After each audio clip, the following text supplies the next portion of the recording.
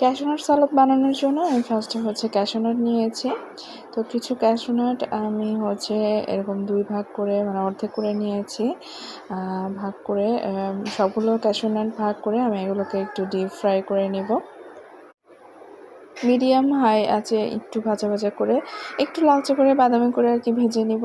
তারপর আমি chicken marinate করে রেখেছিলাম, যেটা ময়দা দিয়ে কোট করে আমি একটু ফ্রাই করে নিয়েছি।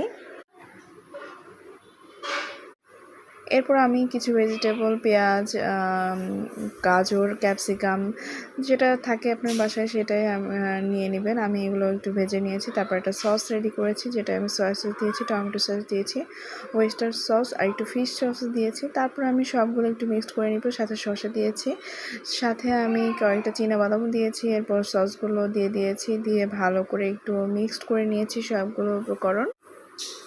ভালো করে মিক্সড করার পর আমি উপর দিয়ে একটু সাদা তেল দিয়েছি, ভাজা সাদা তেল। তারপর এটা খেতে যেমন হেলদি, খুবই মজার হয়, ফ্রাইড রাইস বা খালি এমনিতেও খাওয়া